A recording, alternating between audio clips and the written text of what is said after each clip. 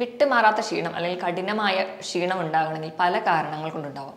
നമ്മുടെ ശരീരത്തിന് ആവശ്യമായിട്ടുള്ള ഊർജ്ജം ഇല്ലാതെ വരുമ്പോഴാണ് നമുക്ക് ക്ഷീണം ഉണ്ടാകുന്നത്. അപ്പോൾ നമുക്ക് കാരണങ്ങൾ എന്തൊക്കെയാണെന്ന് നോക്കാം. അപ്പോൾ ഇങ്ങനെ എപ്പോഴും ഒരു വൈറൽ ഇൻഫെക്ഷൻ വരികയാണെങ്കിൽ ആ ഒരു സിംറ്റംസ് മാറിക്കഴിഞ്ഞാലും വീണ്ടും ഒരു 10 ദിവസമെങ്കിലും റെസ്റ്റ് എടുക്കണം എന്നാണ് മെഡിക്കൽ കണ്ടീഷൻസ് എല്ലാ ഡോക്ടേഴ്സൊക്കെ പറയാറ്. ഇനി വൈറ്റമിൻ ബി കോംപ്ലക്സിന്റെ കുറവാണെങ്കിൽ നമുക്ക് വായിൽ പുണ്ണ് വരാറുണ്ട്. അതുപോലെ തന്നെ നാഡികളുടെ പ്രവർത്തനം ഒന്നും കറക്റ്റ് ആയിരിക്കില്ല. അതുവഴി നമുക്ക് കഠിനമായ ക്ഷീണം തോന്നാറുണ്ട്. വെയിലൊക്കെ കൃത്യമായി കൊള്ളുക, അതുപോലെ കൃത്യസമയത്ത് ഭക്ഷണം കഴിക്കുക, ഇങ്ങനെയൊക്കെ ചെയ്തു കഴിഞ്ഞാൽ പൊതുവെ ഉണ്ടാവുന്ന മെന്റൽ ടെൻഷൻസ് ഒക്കെ നമുക്ക് കുറയ്ക്കാൻ പറ്റും. അതുപോലെ തന്നെ നമ്മുടെ ശരീരം കുറച്ചുകൂടെ ഹെൽത്തി ആയിട്ടിരിക്കും. ഈ കഠിനമായ ക്ഷീണമൊക്കെ നിന്ന് നമുക്ക് രക്ഷപ്പെടാൻ പറ്റും. ഹായ്, ഞാൻ ഡോക്ടർ പ്രിയ, Q1B ഹെൽത്ത് കെയറിലെ ഹോമിയോപ്പതിക് ഫിസിഷ്യനാണ്. ഇന്ന് ക്ലിനിക്കിൽ ഒരുപാട് പേര്, പ്രത്യേകിച്ച് അമ്മമാർ വന്ന് പറയുന്ന ഒരു ബുദ്ധിമുട്ടാണ് ഒന്ന് ജോലി ചെയ്യാൻ ഒരു ഉന്മേഷക്കുറവ്, കഠിനമായ ക്ഷീണം, എപ്പോഴും കിടക്കണം തോന്നുക, ജോലിയെല്ലാം പെൻഡിങ് ആവുക, അല്ലെങ്കിൽ നാളത്തേക്ക് മാറ്റി വെക്കുക, ഒന്നിനും ഒരു ഉഷാറില്ലാത്തൊരവസ്ഥ. ഇന്ന് നമുക്ക് ഈ ഒരു വിഷയത്തെക്കുറിച്ച്, എന്തുകൊണ്ടാണ് ഇങ്ങനെ കഠിനമായ ഒരു ക്ഷീണം ഉണ്ടാകുന്നത് എന്നൊരു വിഷയത്തെക്കുറിച്ച് സംസാരിക്കാം. വിട്ടുമാറാത്ത ക്ഷീണം അല്ലെങ്കിൽ കഠിനമായ ക്ഷീണം ഉണ്ടാകണമെങ്കിൽ പല കാരണങ്ങൾ കൊണ്ടുണ്ടാവാം. നമ്മുടെ ശരീരത്തിന് ആവശ്യമായിട്ടുള്ള ഊർജ്ജം ഇല്ലാതെ വരുമ്പോഴാണ് നമുക്ക് ക്ഷീണം ഉണ്ടാകുന്നത്. അപ്പോൾ നമുക്ക് കാരണങ്ങൾ എന്തൊക്കെയാണെന്ന് നോക്കാം. ഒന്നാമതായി പറയുകയാണെങ്കിൽ ഉറക്കം കൃത്യമായിട്ടില്ലെങ്കിൽ. നമുക്കറിയാം, സാധാരണ ഒരു മുതിർന്ന ആൾക്ക് ഒരു 7 മുതൽ 8 മണിക്കൂർ വരെ കൃത്യമായിട്ട് അല്ലെങ്കിൽ കണ്ടിന്യൂസ് ആയിട്ട് ഉറക്കം കിട്ടേണ്ടതുണ്ട്. പല കാരണങ്ങൾ കൊണ്ട് ഉറക്കം കിട്ടാതെ വന്നു കഴിഞ്ഞാലും രാവിലെ എണീക്കുമ്പോൾ നമുക്കൊരു ഉന്മേഷക്കുറവ് തോന്നാം, അല്ലെങ്കിൽ നമുക്കൊരു കാര്യത്തിൽ കോൺസെൻട്രേറ്റ് ചെയ്യാൻ തോന്നാതിരിക്കുക, തലവേദന, തലയ്ക്കൊരു കനം പോലെ ഇങ്ങനെ നിൽക്കുന്നത് കൊണ്ട് തന്നെ ചിലപ്പോൾ അവരുടെ BP ഒക്കെ നോക്കിയാൽ കുറച്ച് കൂടുതലായിട്ട് നിൽക്കുന്നത് കാണാം. ഇത് ഒരു കാരണമാണ്, വിട്ടുമാറാത്തൊരു ക്ഷീണം ഉണ്ടാകാൻ ഒരു കാരണമാണ്. അതുപോലെ മറ്റു പല രോഗങ്ങൾ കൊണ്ട് കാണാം. ഇപ്പം തൈറോയിഡ് പോലെയുള്ള രോഗങ്ങളുള്ളവർക്കാണെങ്കിൽ നമുക്കറിയാം, തൈറോയിഡ് പോലെയുള്ള രോഗികൾ ആദ്യം തന്നെ പ്രസന്റ് ചെയ്യുക കഠിനമായ ക്ഷീണമായിരിക്കും. അതിനോടൊപ്പം തന്നെ അവർക്ക് ഹൃദയമിടിപ്പ് കൂടുതലായിരിക്കും. ചിലർ പറയും മുടിയൊക്കെ ഡ്രൈ ആയിട്ട് പൊട്ടിപ്പോവുക, മലബന്ധമുണ്ടാവും, എപ്പോഴും കിടക്കണം എന്നുള്ള തോന്നൽ, വണ്ണം വെക്കുക, ചിലർക്കാണെങ്കിൽ ആർത്തവം തെറ്റി വരുന്നത് കാണാം. അങ്ങനെ പല രീതിയിലുള്ള ബുദ്ധിമുട്ടുകൾ കാണും. അപ്പോൾ കഠിനമായ ക്ഷീണത്തോടൊപ്പം ഈ ലക്ഷണങ്ങളൊക്കെ ഉണ്ടെങ്കിൽ നമ്മളൊന്ന് തൈറോയ്ഡ് ഹോർമോൺ ടെസ്റ്റ് ചെയ്യാറുണ്ട്. ഇപ്പം അതിനുമപ്പുറം തൈറോയ്ഡ് ഹോർമോണാണ് ഇത്രയും നാൾ കൂടുതലായിട്ട് നമ്മൾ ടെസ്റ്റ് ചെയ്തിരുന്നത്. ഇപ്പം അതിനുപരിയായിട്ട് നമ്മൾ ആൻറ്റിബോഡി ടെസ്റ്റ് ചെയ്യാറുണ്ട്. ആൻറ്റി-TPOയും ആൻറ്റി-TGയും ഒക്കെ ടെസ്റ്റ് ചെയ്യാൻ വിടാറുണ്ട്. അപ്പോൾ അതുവഴി നമുക്ക് തിരിച്ചറിയാം എന്തെങ്കിലും രോഗമുണ്ടായിട്ടാണോ ഈ കഠിനമായ ക്ഷീണം ഉണ്ടാകുന്നത്. അതുപോലെ ആണ് കൊളസ്ട്രോൾ കൂടി നിന്നാലും നമുക്ക് കഠിനമായ ക്ഷീണം അനുഭവപ്പെടാം. ജോലിയിലൊന്നും ഒരു ഉത്സാഹം കാണില്ല, കിടക്കണം എന്നൊരു തോന്നൽ നിൽക്കാം. ഇതുപോലെ പ്രമേഹമുള്ളവരിൽ കാണാം. പ്രമേഹം ഉള്ള രോഗികളുടെ അവസ്ഥ എടുക്കുകയാണെങ്കിൽ നമുക്ക് ശരീരത്തിന് നോർമലി ഇൻസുലിൻ എന്ന് പറയുന്ന ഹോർമോണാണ് നമ്മൾ കഴിക്കുന്ന അന്നജത്തിനെ ഊർജ്ജമായിട്ട് കൺവേർട്ട് ചെയ്യുന്നത്. ഇവർക്ക് ഇൻസുലിൻ ഉണ്ടാവുകയും ചിലർക്കാണെങ്കിൽ ഇൻസുലിൻ റെസിസ്റ്റൻസ് പോലെയുള്ള, അതായത് ഇൻസുലിൻ ഉണ്ടെങ്കിലും അന്നജത്തെ കൺവേർട്ട് ചെയ്യാതെ നിൽക്കുമ്പോൾ നമ്മുടെ ശരീരത്തിന് ആവശ്യമുള്ള ഊർജ്ജം കിട്ടാതെ വരും. ഊർജ്ജം കിട്ടാതെ വരുമ്പോൾ നമ്മുടെ ശരീരത്തിൽ ഒരു പ്രവർത്തനങ്ങളും കൃത്യമായി നടക്കില്ല, മൊത്തത്തിലൊരു ക്ഷീണമായിട്ട് പ്രസൻറ്റ് ചെയ്യാം. ഇങ്ങനെ ഒരു കേസ് നമുക്ക് കാണാറുണ്ട്. ഇതല്ലെങ്കിൽ ഒബ്സ്ട്രക്റ്റീവ് സ്ലീപ്പ് ആപ്നിയ എന്ന് പറയുന്ന കണ്ടീഷൻ. ഒബ്സ്ട്രക്റ്റീവ് സ്ലീപ്പ് ആപ്നിയ എന്ന് പറഞ്ഞു കഴിഞ്ഞാൽ ഉറക്കം ഉണ്ടെങ്കിലും കണ്ടിന്യൂസ് ആയിട്ട് ഉറക്കം കിട്ടത്തില്ല. പ്രധാനമായിട്ടും അമിതവണ്ണമുള്ളവരിലാണ് കാണാറ്. ഇതിന് കാരണം അമിതവണ്ണമുള്ളവർക്ക് പൊതുവേ ശരീരത്തിൻ്റെ കോശങ്ങളും കൊഴുപ്പും ഒക്കെ കുറച്ച് കൂടുതലായിരിക്കും. അപ്പോൾ അവർ കിടന്നുറങ്ങുന്ന സമയത്ത് നമ്മുടെ ശരീരത്തിൽ കഴുത്ത് ഭാഗത്തുള്ള മസിലുകളും കൊഴുപ്പും ഒക്കെ കുറച്ച് കൂടുതലായിട്ടുള്ളത് കൊണ്ട് തന്നെ നമ്മൾ ശ്വാസം എടുക്കുന്ന ആ എയർവേനെ അത് ബ്ലോക്ക് ചെയ്യും. അപ്പോൾ ഇവർക്ക് പെട്ടെന്ന് ശ്വാസം കിട്ടാതെ വരും. ശ്വാസം കിട്ടാതെ വരുമ്പോൾ അവർ പെട്ടെന്ന് ഉറക്കത്തിൽ ഞെട്ടി എണീക്കും. ആ ഞെട്ടി എണീക്കുന്ന ടൈമിൽ നമ്മുടെ തലച്ചോറും നമ്മുടെ ശരീരവും പെട്ടെന്ന് തന്നെ ഒരു ആക്റ്റീവ് സ്റ്റേജിലോട്ട് വരികയാണ്. പിന്നെ വീണ്ടും ഉറങ്ങും. ഇങ്ങനെ ഉറക്കം ഒരു കംപ്ലീറ്റ് ആയിട്ട് അല്ലെങ്കിൽ ഒരു കണ്ടിന്യൂസ് ആയിട്ടുള്ള ഒരു ഉറക്കം അവർക്ക് കിട്ടാതെ വരും. ഇങ്ങനെ വരുമ്പോൾ ഇടയ്ക്കിടയ്ക്ക് ബോഡി ഒരു ആക്റ്റീവ് സ്റ്റേജിലോട്ട് പോവുക, വീണ്ടും ഉറങ്ങുക എന്നൊരു അവസ്ഥയിൽ വരുമ്പോൾ നമ്മുടെ ശരീരത്തിന് കഠിനമായൊരു ക്ഷീണം തോന്നാം. ഇങ്ങനെയുള്ളവരൊക്കെ ആണെങ്കിൽ മാക്സിമം അവരുടെ ബോഡി വെയിറ്റ് കൺട്രോൾ ചെയ്യും. ബോഡി വെയിറ്റ് തന്നെ കൺട്രോൾ ചെയ്ത് കഴിഞ്ഞാൽ നമുക്ക് ഇങ്ങനെയുള്ള ബുദ്ധിമുട്ടുകളൊക്കെ മാറ്റാനും അതുവഴി നമുക്ക് കുറച്ചും കൂടി ഒരു ഊർജ്ജസ്വലത കിട്ടാനും സഹായിക്കും. ഇനി മറ്റൊരു കാരണം പറയുകയാണെങ്കിൽ പോസ്റ്റ് വൈറൽ ഇൻഫെക്ഷൻ, അതായത് എന്തെങ്കിലും ഒരു വൈറൽ ഇൻഫെക്ഷന് ശേഷം, ഇപ്പോൾ ചിലപ്പോൾ പനിയൊക്കെ ആണെങ്കിലും, ഇപ്പോൾ ഡെങ്കിപ്പനി അല്ലെങ്കിൽ ചിക്കൻ ഗുനിയ, എന്തിന് നമ്മൾ ഈ അടുത്ത് വന്നിട്ടുള്ള കോവിഡ് പനി, ഇതൊക്കെ വന്നു കഴിഞ്ഞാൽ നമുക്കറിയാം പനി അല്ലെങ്കിൽ ആ ഒരു ലക്ഷണങ്ങൾ ചിലപ്പോൾ ഒരു 3, 4, 5 ദിവസം കൊണ്ട് മാറിയെന്ന് വരാം. പക്ഷേ ഈ ക്ഷീണമായിരിക്കും കൂടുതലായിട്ട് നിൽക്കുക. അപ്പം നമ്മൾ തിരക്കിട്ട ജോലിയുടെ ഇടയിലും അല്ലെങ്കിൽ ഇപ്പം നമ്മുടെ വീട്ടമ്മമാരാണെങ്കിലും അറിയാം, ആ അസുഖം വന്ന ദിവസം പോലും വേണ്ടത്ര റെസ്റ്റ് അവർക്ക് കിട്ടുന്നുണ്ടാവില്ല. അപ്പോൾ ഇങ്ങനെ എപ്പോഴും ഒരു വൈറൽ ഇൻഫെക്ഷൻ വരികയാണെങ്കിൽ ആ ഒരു സിംറ്റംസ് മാറിക്കഴിഞ്ഞാലും വീണ്ടും ഒരു 10 ദിവസമെങ്കിലും റെസ്റ്റ് എടുക്കണം എന്നാണ് മെഡിക്കൽ കണ്ടീഷൻസ് എല്ലാ ഡോക്ടേഴ്സൊക്കെ പറയാറ്. ആ അസുഖം ഉള്ളപ്പോൾ മാത്രമല്ല വീണ്ടും ഒരു 10 ദിവസം കൂടി നമ്മൾ ലീവ് എടുക്കണം.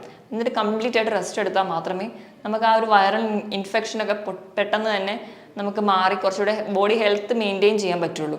അപ്പം ഇങ്ങനെയൊക്കെയുള്ളൊരു കണ്ടീഷനിൽ നമ്മൾ വേണ്ടത്ര ലീവ് എടുക്കാതെയും അല്ലെങ്കിൽ കഠിനമായ ജോലിയിലേക്ക് കയറുകയും ചെയ്യുന്നത് കഠിനമായ ക്ഷീണത്തിന് കാരണമാകാറുണ്ട്. അതുപോലെ തന്നെ തിരക്കിനിടയിൽ ചിലപ്പോൾ മോർണിംഗ് ബ്രേക്ക്ഫാസ്റ്റ് സ്കിപ്പ് ചെയ്യുന്നവർ, ചിലരാണെങ്കിൽ ഡയറ്റിൻ്റെ ഭാഗമായിട്ട് രാവിലത്തെ ഫുഡ് സ്കിപ്പ് ചെയ്യുക, ഇങ്ങനെയുള്ളവർക്കും ആ ഒരു ദിവസം ഫുള്ള് കഠിനമായ ക്ഷീണം തോന്നാറുണ്ട്. നമുക്കറിയാം നമ്മുടെ ബ്രെയിനിൻ്റെ അല്ലെങ്കിൽ നമ്മുടെ ബോഡി ഫുള്ള് വേണ്ട ഊർജ്ജം കിട്ടുന്നത് നമ്മൾ രാവിലെ കഴിക്കുന്ന ഭക്ഷണത്തിൽ നിന്നാണ്. അപ്പോൾ രാവിലെ കഴിക്കുന്ന ഭക്ഷണം സ്കിപ്പ് ചെയ്ത് കഴിഞ്ഞാൽ ശരീരത്തിന് വേണ്ട ഊർജ്ജം കിട്ടാതെ വരും. എത്ര തിരക്കാണെങ്കിലും എത്ര ഡയറ്റ് എടുക്കുന്നവരാണെങ്കിലും ഒരിക്കലും രാവിലത്തെ ഫുഡ് സ്കിപ്പ് ചെയ്യരുത്. രാവിലെ കഴിക്കുന്ന ഫുഡിൽ പ്രോട്ടീനും കാർബോഹൈഡ്രേറ്റും അതുപോലെ തന്നെ മിനറൽസും അത് വേണ്ട രീതിയിലുള്ള ഫാറ്റും എല്ലാം അടങ്ങിയ ഒരു സമീകൃതമായിട്ടുള്ള ഒരു ആഹാരമായിരിക്കണം നമ്മൾ രാവിലെ കഴിക്കുന്നത്. അങ്ങനെ രാവിലെ കഴിച്ചാൽ മാത്രമേ നമുക്ക് ആ ഒരു ദിവസം മുഴുവൻ എനർജറ്റിക് ആയിട്ട് നിൽക്കാൻ പറ്റുള്ളൂ. ഇതുപോലെ തന്നെ വിളർച്ച പോലെയുള്ള ബുദ്ധിമുട്ടുള്ളവർക്കും ക്ഷീണം കാണും. വിളർച്ച എന്ന് പറയുമ്പോൾ നമ്മുടെ ശരീരത്തിന് ആവശ്യമായിട്ടുള്ള രക്തത്തിന്റെ കുറവ്. നമുക്കറിയാം രക്തമാണ് നമ്മുടെ ശരീരത്തിൽ മൊത്തം ഓരോ കോശങ്ങളിലും ഓക്സിജൻ എത്തിക്കുന്നത്. നമുക്ക് വേണ്ടത്ര രക്തമില്ലെങ്കിൽ ഓരോ കോശങ്ങൾക്കും വേണ്ട ഓക്സിജൻ കിട്ടാതെ വരും. അങ്ങനെ വരുമ്പോൾ കോശങ്ങളുടെ പ്രവർത്തനങ്ങളെയൊക്കെ താളം തെറ്റുന്നത് വഴി കഠിനമായ ക്ഷീണം ഉണ്ടാവാം. അതുമല്ലാതെ നമ്മൾ കഫീൻ പോലെയുള്ള ഡ്രിങ്ക്സ് കണ്ടിന്യൂസ് ആയിട്ട് എടുക്കുക. കഫീൻ എന്ന് പറയുമ്പോൾ കാപ്പി മാത്രമല്ല, കോള പോലെയുള്ള സോഫ്റ്റ് ഡ്രിങ്ക്സുകളൊക്കെ കണ്ടിന്യൂസ് ആയിട്ട് കഴിക്കുന്നവർക്ക് കഴിക്കുമ്പോൾ ഒരു ഊർജ്ജം കിട്ടും. പിന്നെ കണ്ടിന്യൂസ് ആയിട്ട് കഴിക്കുന്നത് അവർ നിർത്തിക്കഴിഞ്ഞാൽ അത് അവർക്കൊരു ക്ഷീണം ഉണ്ടാക്കുന്നതായിട്ട് കാണാം. അതുപോലെ തന്നെ കോമൺ ആയി കാണുന്ന ഒരു കണ്ടീഷനാണ് ഇന്നത്തെ കാലത്ത് വിഷാദ രോഗം, അതായത് ഡിപ്രഷൻ, ആൻസൈറ്റി, സ്ട്രെസ് മുതലുള്ള രോഗങ്ങളുള്ളവർക്ക് അവർക്ക് എപ്പോഴും ഒരു ക്ഷീണവും തളർച്ചയൊക്കെ ഉണ്ടാവും. അവർക്ക് കിടന്നാലും ഉറക്കം വരില്ല, മെൻ്റലി അവർ ഭയങ്കര ടെൻസ്ഡ് ആയിരിക്കും. ഇങ്ങനെയുള്ളവർക്ക് കഠിനമായ ക്ഷീണം തോന്നാറുണ്ട്. അങ്ങനെയൊക്കെ ഉള്ളവരാണെങ്കിൽ എത്രയും പെട്ടെന്ന് തന്നെ ഒരു സൈക്കോളജിസ്റ്റിനെ കൺസൾട്ട് ചെയ്യും. അവരുടെ പ്രശ്നങ്ങൾ അവരോട് ഷെയർ ചെയ്ത് മാക്സിമം പെട്ടെന്ന് തന്നെ ഒരു പരിഹാരം കണ്ടെത്തുന്നതാണ് എപ്പോഴും നല്ലത്. ഇനി ഇതുപോലെ തന്നെ കഠിനമായ ക്ഷീണം ഉണ്ടാക്കുന്ന ഒരു കാരണമാണ് മൂത്രത്തിൽ പഴുപ്പ്. ഇത് കൂടുതലും സ്ത്രീകളിലാണ് കാണാറ്. അപ്പം ചിലർക്കൊക്കെ ആണെങ്കിൽ അവർക്ക് ആ മൂത്രം ഒഴിക്കുമ്പോഴാണ് സാധാരണ മൂത്രത്തിൽ പഴുപ്പിൽ ബുദ്ധിമുട്ട് വരിക. ഇടയ്ക്കിടയ്ക്ക് മൂത്രം ഒഴിക്കാൻ തോന്നുക, മൂത്രം പോകുമ്പോൾ പുകച്ചിൽ, നീറ്റൽ, അല്ലെങ്കിൽ മൂത്രത്തിൽ നല്ല മഞ്ഞ കളറൊക്കെ ആയിട്ട് പ്രസൻറ്റ് ചെയ്യും. ചിലർക്ക് ഈ മൂത്രം ഒഴിക്കുമ്പോഴുള്ള ബുദ്ധിമുട്ടുകളൊന്നും കാണില്ല, പക്ഷെ മൂത്രത്തിന് ഈ മഞ്ഞ കളറൊക്കെ കാണാം. ചിലപ്പോൾ അതിനോടൊപ്പം അവർക്ക് കാണിക്കുന്നത് കഠിനമായ ക്ഷീണം, ഓക്കാനും ഛർദിലൊക്കെ ആയിരിക്കും.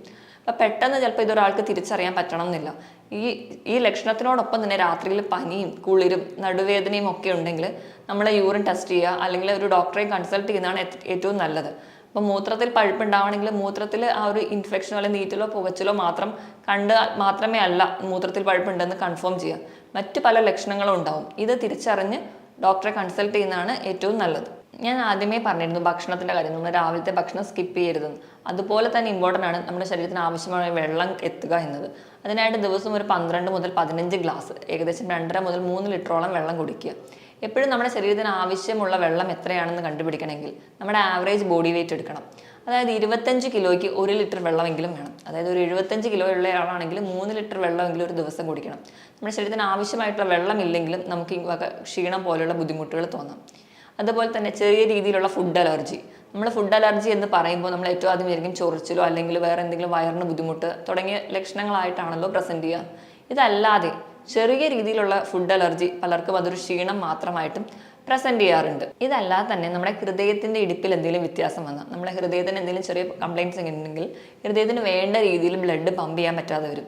അപ്പോൾ ഞാൻ പറഞ്ഞ പോലെ ശരീരത്തിൻ്റെ എല്ലാ ഭാഗത്തും വേണ്ട രീതിയിൽ രക്തം എത്തില്ല, വേണ്ട രീതിയിൽ ഓക്സിജൻ എത്തില്ല. അപ്പം ഇങ്ങനെ ഒരു കണ്ടീഷൻ ഉണ്ടെങ്കിൽ ഒരു 40-45 വയസ്സിന് കഴിഞ്ഞവർക്കാണെങ്കിൽ ഇങ്ങനെ ഒരു നടക്കുമ്പോൾ കിതപ്പ്, സ്റ്റെപ്പ് കയറാൻ ബുദ്ധിമുട്ട്, ഇടയ്ക്കിടയ്ക്ക് നെഞ്ചിടിപ്പ് കൂടുന്ന പോലെയുള്ള ബുദ്ധിമുട്ട്, പെട്ടെന്ന് വിയർക്കൽ, ക്ഷീണം പോലെയുള്ള ബുദ്ധിമുട്ടുണ്ടെങ്കിൽ ഒരു ഡോക്ടറെ കൺസൾട്ട് ചെയ്യുകയും വേണ്ട പരിശോധനകൾ എടുക്കുകയാണ് നല്ലത്.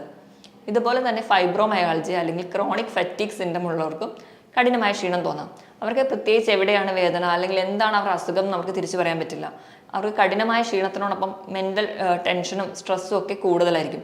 അപ്പോൾ ഇങ്ങനെയുള്ളവരാണെങ്കിൽ അതും എന്താണെന്ന് തിരിച്ചറിയാൻ ബുദ്ധിമുട്ടുള്ളത് കൊണ്ട് മാക്സിമം ഒരു ഡോക്ടറെ കൺസൾട്ട് ചെയ്യുന്നതാണ് എപ്പോഴും നല്ലത്. ഇതുപോലെ തന്നെ നമ്മൾ കഠിനമായി കണ്ടിന്യൂസ് ആയിട്ട് ജോലി ചെയ്യുന്നവർ, ഇപ്പോൾ ഡേയും നൈറ്റും ഒരുപോലെ ഡ്യൂട്ടി എടുക്കുന്നവർ, ചില സ്ഥാപനങ്ങളിലൊക്കെ ഇപ്പോൾ നമുക്കറിയാം സെക്യൂരിറ്റി പോലുള്ള ജോലികൾക്കൊക്കെ ചിലപ്പോൾ മോർണിംഗ് 8 ജോലിക്ക് കയറിയ പിറ്റേ ദിവസം മോർണിംഗ് 8 വരെയൊക്കെ ആയിരിക്കും അവർ ജോലി. അതായത് കണ്ടിന്യൂസ് ആയിട്ട് 24 മണിക്കൂർ ജോലി. അപ്പോൾ ഇങ്ങനെ ഉള്ളത് കൊണ്ട് തന്നെ അവരുടെ ഉറക്കത്തിൻ്റെ സൈക്കിള് എപ്പോഴും ഒരു പീരിയോഡിക് ആയിരിക്കില്ല. അതായത് കൃത്യസമയത്ത് ഉറങ്ങാനും ഉണരാനും അവർക്ക് പറ്റാതെ വരും. അങ്ങനെ കൃത്യസമയത്ത് ഉറക്കവും അതുപോലെ തന്നെ എണീക്കാനും പറ്റാതെ വരുമ്പോൾ നമ്മുടെ ബോഡിയിലെ ബയോളജിക്കൽ ക്ലോക്ക് അതിൻ്റെ പ്രവർത്തനം താളം തെറ്റും. അപ്പം മൊത്തത്തിൽ നമ്മുടെ ബോഡിയുടെ ഒരു റിതം അങ്ങ് നഷ്ടപ്പെടും. അതുകൊണ്ട് അവർക്ക് പിന്നെ വന്ന് കിടന്നാലും അവർക്കൊരു വേണ്ട രീതിയിലുള്ള റെസ്റ്റോ ഉറക്കമോ ഒന്നും കിട്ടാതെ വരും. അങ്ങനെ കണ്ടിന്യൂസ് ആയിട്ട് ജോലി ചെയ്യുന്നവർക്കും ഇങ്ങനെ കഠിനമായ ക്ഷീണം തോന്നാറുണ്ട്. ഇതുപോലെ തന്നെ നമ്മുടെ ശരീരത്തിൽ ചില വൈറ്റമിൻ്റെ അഭാവം അല്ലെങ്കിൽ ധാതുക്കളുടെ മിനറലുകളുടെയൊക്കെ അഭാവം മൂലവും കഠിനമായ ക്ഷീണം തോന്നാറുണ്ട്. ഇനി വൈറ്റമിൻ ബി കോംപ്ലക്സിൻ്റെ കുറവാണെങ്കിൽ നമുക്ക് വായിൽ പുണ്ണ് വരാറുണ്ട്. അതുപോലെ തന്നെ നാഡികളുടെ പ്രവർത്തനം ഒന്നും കറക്റ്റ് ആയിരിക്കില്ല. അതുവഴി നമുക്ക് കഠിനമായ ക്ഷീണം തോന്നാറുണ്ട്. ഇനി ഈ പറഞ്ഞ കാരണങ്ങൾ കൊണ്ടാണ് പൊതുവെ നമുക്ക് വിട്ടുമാറാത്തൊരു ക്ഷീണം കാണുന്നത്. ഇനി നമുക്കൊരു പരിധി വരെ ഇതെങ്ങനെ മാനേജ് ചെയ്യാം അല്ലെങ്കിൽ ഇതിൽ നിന്ന് നമുക്ക് എങ്ങനെ രക്ഷപ്പെടാൻ നോക്കാം. അതിനായിട്ട് കൃത്യമായിട്ട് നമ്മുടെ ബോഡിയിൽ ഒരു റുട്ടീൻ സെറ്റ് ചെയ്യുക. അതായത് നമ്മൾ നേരത്തെ കിടന്നുറങ്ങുക, ഒരു 7 മുതൽ 8 മണിക്കൂർ വരെ കൃത്യമായി നല്ല സുഖമായി ഉറങ്ങുക. ഉറങ്ങിക്കഴിഞ്ഞ് രാവിലെ ഫ്രഷ് ആയിട്ട് എണീക്കുക. എണീറ്റ ഉടനെ തന്നെ നമ്മൾ ഇപ്പോൾ പൊതുവേ ചെയ്യാറുള്ളത് നമ്മൾ നേരെ ഫോൺ എടുത്ത് ഫോണിലെ എല്ലാ കാര്യങ്ങളും ചെക്ക് ചെയ്യാറാണ്. അതിന് പകരം രാവിലെ എണീറ്റ് ഒരു മണിക്കൂർ വരെ ഫോണിൻ്റെ യൂസ് ചെയ്യാതിരിക്കുക. മാക്സിമം അതെല്ലാം ഉപയോഗിക്കാതിരുന്ന് നേരെ തന്നെ ചെറിയൊരു വ്യായാമത്തിലോട്ട് പോകുക. രാവിലെ എണീറ്റ് ഉടനെ ഒരു ചെറിയ ബ്രീത്തിങ് എക്സസൈസ്, അതുപോലെ തന്നെ ചെറിയ ബോഡിക്ക് ഒരു വാമപ്പ് കൊടുത്ത് ചെറിയ രീതിയിലുള്ള വ്യായാമങ്ങൾ, രാവിലെ ഒന്ന് എണീറ്റ് നടക്കാൻ പോവുക, അല്ലെങ്കിൽ ചെറിയ രീതിയിലുള്ള ജോക്കിങ്സ്, അതുപോലെ സൈക്ലിങ്ങോ സ്വിമ്മിങ്ങോ ഒക്കെ ചെയ്യാം. ഇങ്ങനെയുള്ള വ്യായാമങ്ങൾ ചെയ്യുമ്പോൾ നമ്മുടെ ശരീരവും പൊതുവെ കുറച്ചുകൂടെ ഹെൽത്തി ആയിട്ടിരിക്കും, മൈൻഡും കുറച്ചുകൂടെ റിലാക്സ് ആയിട്ടിരിക്കും. അത് കഴിഞ്ഞ് വരുമ്പോൾ 1-2 ഗ്ലാസ് ഇളം ചൂടുവെള്ളം കുടിക്കുക. അതുപോലെ തന്നെ രാവിലത്തെ പ്രഭാത ഭക്ഷണത്തിൽ പ്രോട്ടീനും അതുപോലെ തന്നെ കാർബോഹൈഡ്രേറ്റും അതുപോലെ തന്നെ അന്നജം ഒക്കെ എല്ലാം ഉണ്ട് എന്ന് ഉറപ്പുവരുത്തുക. എപ്പോഴും പ്രോട്ടീൻ കുറച്ച് കൂടുതലായിട്ട് നിർത്താൻ വേണ്ടി ശ്രദ്ധിക്കുക. ഇങ്ങനെ കൃത്യമായിട്ട് ഒരു ഭക്ഷണശീലം ഉണ്ടാക്കുക, കൃത്യസമയത്ത് തന്നെ ഭക്ഷണം കഴിക്കുക. ഇങ്ങനെയൊക്കെ ചെയ്യുകയാണെങ്കിലും അതിനോടൊപ്പം തന്നെ കൃത്യമായിട്ട് അല്ലെങ്കിൽ ധാരാളം വെള്ളം കുടിക്കുന്നത് വഴി നമുക്ക് ഒരു പരിധി വരെയുള്ള ക്ഷീണത്തിൽ നിന്നൊക്കെ നമുക്ക് രക്ഷപ്പെടാം. അതുപോലെ തന്നെ നമ്മൾ കഴിക്കുന്ന ഭക്ഷണം തിരഞ്ഞെടുക്കുമ്പോൾ എപ്പോഴും പ്രോട്ടീൻ അടങ്ങിയ ഭക്ഷണങ്ങൾ, ധാരാളം ഫ്രൂട്ട്സുകൾ, വെജിറ്റബിൾസ് കൂടുതലായിട്ട് കഴിക്കാൻ വേണ്ടി ശ്രദ്ധിക്കുക. omega-3 ഫാറ്റി ആസിഡ് അടങ്ങിയിട്ടുള്ള, അതായത് നമ്മൾ ചെറിയ മത്സ്യങ്ങൾ, മത്തി, അയല പോലെയുള്ള മത്സ്യങ്ങളിലൊക്കെ ധാരാളമായിട്ട് അടങ്ങിയിട്ടുണ്ട്. അതുപോലെ തന്നെ നമ്മൾ കഴിക്കുന്ന നട്ട്സുകളിലുണ്ട്, അതായത് ബദാമിൽ, അതുപോലെ തന്നെ ഫ്ലാക്സ് സീഡിൽ ഒക്കെ omega-3 ഫാറ്റി ആസിഡ്സ് ഉണ്ട്. ഇതുള്ള ഭക്ഷണങ്ങൾ കൂടുതലായിട്ട് കഴിച്ചാൽ നമ്മുടെ ശരീരത്തിൽ എന്തെങ്കിലും നീർക്കെട്ടുകളോ ക്ഷീണമൊക്കെ ഉണ്ടെങ്കിൽ അതിൽ നിന്നൊക്കെ നമുക്ക് രക്ഷപ്പെടാം. അതുപോലെ വൈറ്റമിൻ ഡി കിട്ടാൻ വേണ്ടി രാവിലത്തെ ഇളം വെയിൽ കൊള്ളുക. അതായത് നമ്മുടെ സ്കിന്നിൽ വീഴത്തക്ക രീതിയിൽ വൈറ്റമിൻ ഡി കിട്ടാൻ വേണ്ടി വെയിൽ കൊള്ളുക. വെയിൽ കൊണ്ടു കഴിഞ്ഞാൽ മാത്രമേ വൈറ്റമിൻ ഡി സിന്തസിസ് നടക്കുകയുള്ളൂ. അതുവഴി നമുക്ക് ശരീരത്തിൽ വേണ്ട വൈറ്റമിൻസും മിനറൽസ്, അത് കാൽസ്യം ഒക്കെ ശരീരത്തിൽ ആഗീകരണം ചെയ്യുള്ളൂ. അതിനായിട്ട് നമ്മൾ വെയിലൊക്കെ കൃത്യമായി കൊള്ളുക.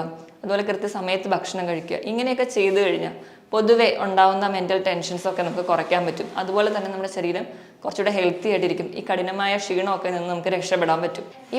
മുകളിൽ പറഞ്ഞ കാര്യങ്ങളൊക്കെ ശ്രദ്ധിക്കുകയാണെങ്കിൽ ഒരു പരിധി വരെ നമുക്ക് ഇങ്ങനത്തെയുള്ള കഠിനമായ ക്ഷീണത്തിൽ നിന്നൊക്കെ രക്ഷപ്പെടാം. മറ്റൊരു ഹെൽത്ത് ടോപ്പിക്കുമായിട്ട് വീണ്ടും കാണുന്നത് വരെ നന്ദി.